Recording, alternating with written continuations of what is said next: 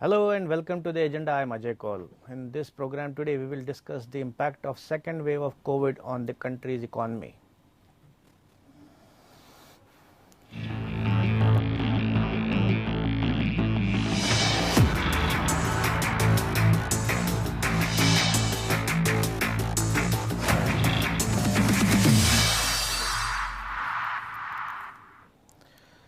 COVID cases in the country have been decreasing over the last few days. This raises hopes that the restrictions imposed because of the rising cases could be eased in the coming days and weeks. But how have these restrictions impacted the country's economy and people's lives?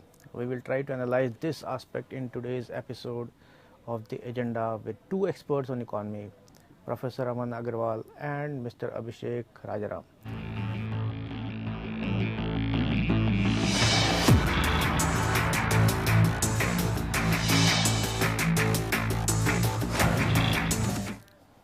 Now let's welcome our guest Professor Agarwal and Mr. Rajaram Abhishek. Welcome to the program, both of you.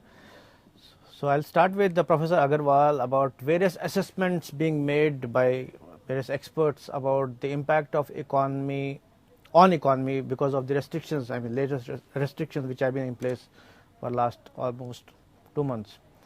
So what is your assessment of the impact? You see, the reports are not that encouraging when it comes to the GDP growth and the projections being made. However, the positive signs which are coming out as against what we saw last year were two fronts. One was that we are seeing large number of banks and organizations declaring positive results in terms of profitability is being shown, which is fairly a positive return given the fact that for last almost 6-7 years, most banks have been in a very bad shape and they've been showing NPAs and negative returns as a matter of fact. And large number of companies which are related to the healthcare and even subsidiary units, including supply chain, have shown positivity, which was not the case when you look at it last year around this. Thirdly, as I said before in your program, we are much better prepared this time, whether it is small scale industries or others, as compared to what we were last time. Certainly, the uncertainty is there. We do not know how long the lockdown, because many states have seen 2 to 3 extensions of lockdowns on a weekly basis, and which is causing a cause of fear and concern, because that ultimately means loss of work hours and the loss of livelihood for people at large as well as for businesses in terms of survival. And that is certainly a cause of concern, because we are not seeing much aid coming from the government so far. Although they were expected after GST, we might see some respite there. Also, we might see some respite in the allocations being made or announcements made by the Honorable Finance Minister. But so far, there are not any major announcements being made which could tantamount to any kind of fiscal spending or relief for different segments of the society, whether it is the service class or the economy, or the poor people or the middle class or the business community as such, especially the MSME segment in particular.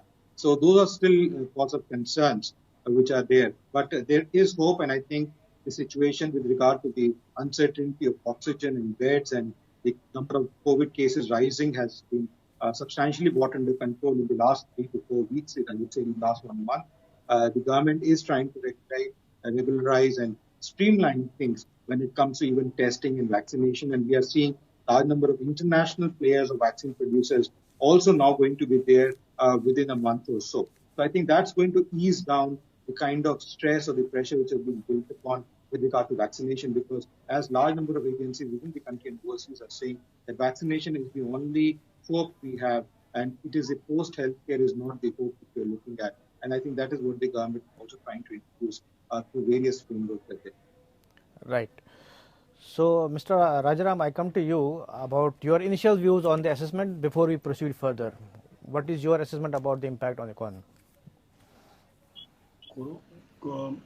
Lockdown has definitely helped in restricting spread of corona COVID.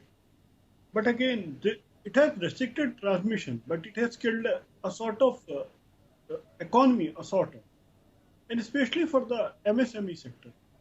There are street vendors, there are hawkers, there are laborers, uh, which are unable to get anything, a positive cash flow during this period. Also, we have small traders, for say a shopkeeper.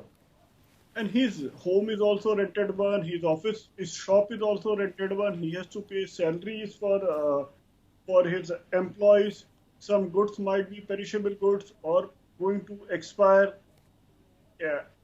Fix some he has to pay for the electricity, fix some he has to pay for the water charges and other maintenance charges, which are he has to pay. No, and for a common man, food inflation is high, high petroleum prices. There is expenditure on health. Of course, we have seen some people who are not with us, who have left this world. But again, expenditure on these healthcare products, and in fact, the insurance cost is also now higher. And then from past 2 years, there is no hike in salaries. Vis-a-vis food inflation is all-time high, or say petroleum prices are all-time high. Then this has broken a backbone of positivity. We can always say that we should stay positive, we should speak positive, but but when when you don't have money and you have expenditure to pay, how can this be positive? And this will impact us in a longer term. We can say that we might grow at 10%, 20%, 30%, but what about businesses who will be permanently shut down from here? The people who will be jobless, the laborers, the construction sector. You might see real estate prices coming down like anything. And I don't understand why the stock market is factoring profitability for next year. We are seeing all lifetime high. But again, we had seen Shining India in 2004 also. Later Right. on, we were not able to hold it. So what should be the remedy? You are mentioned about that impact was expected also. So what should be the remedy to it? As you mentioned about livelihood issues. First and foremost priority of us should be vaccination. Everyone should go for a vaccination, and government should produce more and more vaccines. Vaccination is the first step for. But Mr. moving Rajaram, towards a considering the global- population, I mean the population we have, it will take I think maybe 2-3 years to vaccinate the entire population. So till for then, 2-3 should years- the economy be on hold, economic activity? So for next 2-3 years, if we keep on working like from work from home syndrome, then what will happen to our economy? For the lower middle class, so it's very easy to say that okay, work from home is good. How can a shopkeeper work from home? How can a construction sector work from home? How can a factory work from home? So in last 1.5 years, what expenditure, the basic necessities, people have expended on basic necessities, on basic, they are not buying things which are luxury item, which a sort of luxury item. Yeah, you are right. The They are reserves, buying only yeah, reserves are ending. You are right. So I'll come back to you. But Professor Agarwal, so as you heard Mr. Rajaram about the livelihood issues, in fact, I read about one economic expert recently saying that there could be a livelihood crisis in India after this COVID. So how much do you agree with that? No, I think a large number of policies laid down by Government of India in the last 8-10 years, including the one which is Manrega by Pranab Mukherjee ji, and later on after 2014, the kind of whether it is startup or stand-up, all of them actually focus on livelihood. So it's not that all the Ayushman Bharat also focuses on livelihood. You see, the government's role is to make policies, and it is the officer's role to get it implemented and put it on the ground. Very critical question you asked in particular just now was the fact that if we go on the pace of vaccination which we are going, it will take 2 years. So are we supposed to be looking at only going for work after 2 years and taking this kind of long break? I think that is not the solution. The solution here is, which now the government has realized in the last 6 months, is to open up this sector to private enterprises, hospitals, doctors, setups, where vaccination can be granted at a particular cost, like the foreign vaccinations which are coming. They can be utilized, and whoever can afford that cost should go ahead by affording that cost. And wherever people can't afford, they should be given the vaccination where the government can give, especially taking it to various panchayats, small districts, where a large part of the population, almost about 60. But Professor Agarwal, that can happen only. In this country. Professor Agarwal, that can happen only when we have enough vaccines. The problem right now is the acute shortage of vaccines, isn't it? No, I think as there has been a debate about multiple creations, even if it's a question of, let us say, a company making vaccine, they can actually go So about yeah, acquiring no, or no, taking up, renting out I know, spaces. They can make vaccine but in Mumbai. but that is all in the domain of debate and discussion, right? No. Again, So many vaccines will let me come just come forward. by July. So many vaccines will No, come by September. That is all. I mean, let me just futuristic. complete. No, Yeah, let me just complete.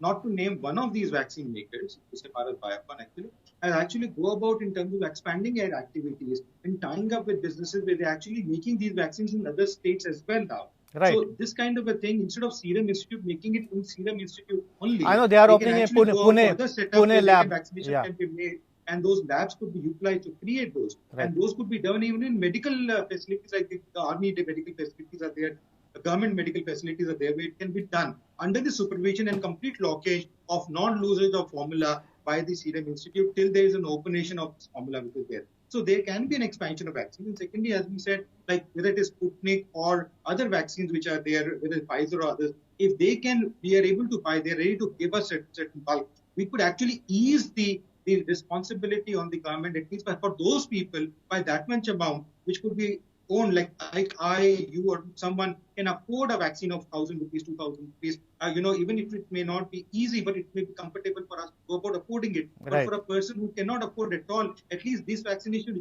which I am going to take it, instead if it could go to that person, would at least spread the thing and it will make things better. It will be given the size of the country. The United States of America is 1/3 the size. They have not been able to vaccinate people. Yeah, that's why I mentioned the population size we have. Given Yeah. the size, we need to look at other alternative solutions instead of just restricting everything to the government and Right. saying only when the government. About the impact of restrictions due to COVID will have on the country's economy and people's lives. So, Mr. Rajaram, I come to you. You heard Professor Agarwal giving a number of good, valid suggestions that so many things should be done. But my point is, it's very right to say should be done, but will it be done? That is the crucial part. Whether that will be exactly done, and government has to take the lead in this. Even if we had to give so many other companies licenses to produce vaccines, the lead has to be given by the government.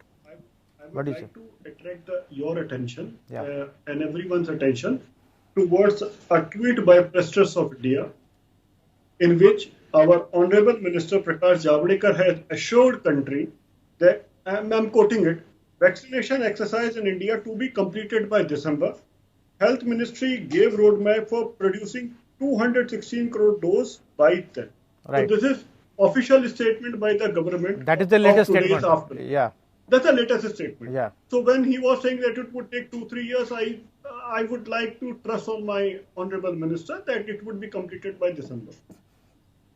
Really, you trust So that? vaccination would be completed by December. So you really believe that our entire population will be vaccinated by December? Okay, is it? I have no doubt I have no reason to doubt Okay. integrity and statement of our honorable minister. If you have any doubt, then No, I don't. you might have that. I don't have the liberty to doubt, but maybe I'll ask Professor Agarwal, because we are discussing about the magnitude of population we have. Do you think it is feasible to vaccinate the entire population by December? You see, my dear friends, it is possible to do it in the next 2 months also. It's a question of having that will and the direction to do it. If you were in a country like China, where democracy was not to play and one command was supposed to go Right.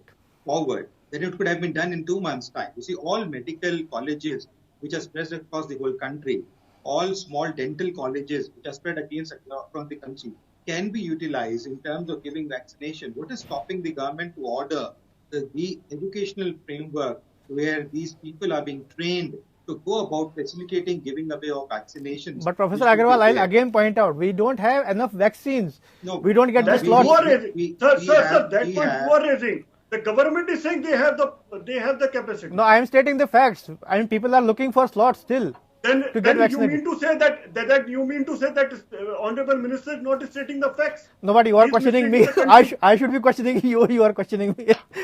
So yeah, Professor Yeah, Agarwal so, was saying. as I was saying, you see, we have almost about $600 billion of foreign. Why does any individual or an organization or institute of a country create a reserve? It is to come in case of intelligence. Even if you have to spend $100 billion out of it to Exactly. go about buying vaccine Right. for the people at large, the government must come in and step in and do that kind of an activity. We have seen governments in the past who have actually eroded away the whole of the wealth. There was a time when France, almost two-thirds of France's population had been disappeared because of an epidemic. And then they went into a huge debt by taking huge debt in terms of going away. A debt which was supposed to be resolved in 300 years, which they resolved much earlier, but which led to a 300-year debt which they almost took. So, it's important to look at the fact that we have sufficient reserves, we have liquidity which is coming. Recently, RBI gave a huge chunk of money as a dividend to the government as well. Now, it's a question of wisely using that money Correct. to empower the citizens of this country. So everything is possible. As I said, it can be done in a month, 2 months' time. We don't even need to wait till December. Depending on the It's will. a question of the will of the government and the machinery. It is not only the government's will, it's not only the policymakers' will. It is also a question of the machinery which is there. Let it implement. They go about doing it as a directive and go forward, marching ahead, doing it. If they do it, they can do it overnight also. It's Right. not such a big deal to go about doing it. So And we have the manpower which is required for it, and we have the requisite funds, and we have even the mechanism of at least indigenizing. Many countries don't even have indigenous vaccination production. Many of them are just buying it from overseas. Those who are just buying it from overseas have made it sufficient for themselves. Why can't we do it at our home where Yeah. we have requisite manpower as well as equipment? that is the question actually, Mr. Rajaram. That is the question. Why are we not buying enough vaccines around the world when every other country has done? But right now, everybody is struggling. State governments have issued tenders and they have no results. I mean, they are just fighting, and I mean, it's a scramble. I'll say, it's a scramble for vaccines. What do you say? No company would like to deal with 29 different states. They would like to have centralized buying. They would love to deal with central government. One thing is that. Second thing, when Professor Agarwal has said that the government has got 99,000 crore rupees from RBI 2 years ago in 2019, let me remind him, government got 1.7 lakh crore rupees from the RBI chest. Right. And which they asked especially. And what they did with that, they gifted 1.4 lakh crore rupees to corporates by reducing corporate tax rates, but they didn't reduce the income tax rate for individuals. They didn't reduce income tax rate for the partnership firms. They gave And benefit also, to the and corporates. also the GST rates, GST revenue collections have been at the all-time high recently. GST revenue collections are not going to sustain for a long term. They are on the basis of first they have blocking ITC. They are with late fees. No, but And what I'm trying to say, penalties. I mean, the government has But got the today revenues. you will get benefit. Yeah. Today's GST council meeting, late fees must be there. GST amnesty should come, and then we No, will I'm see talking the about collection. I'm talking about the revenues the government has. I mean, petrol from petroleum products, the government is earning. So there are various course. Government is earning. Of course. Yeah. Of course. So, Government is as earning. And Professor what they are Agarwal- doing, as what they are doing, they are coming with Central Vista project. So as Professor Agarwal was saying that it is now, I mean, government should open its purses, all reserves, because this is a war crisis. Like, what do you say, Mr. Rajaram? I'm asking you. It is not war like, it is a war. It Yeah. is a medical war, healthcare scarcity. So do you agree with We are him at a that war. government should open its purses and treasury? Yes, it is the right time, and we should print some currency notes also. They have been gone to buy. They are restricting the fiscal losses, which should be taken forward, and we have to print money right now. So is Mr. Rajaram, last question to you, is that the key? I mean, We can't Is expect that- proper is that- management, is that so ha- is we that can't- happening? We can't. is that happening?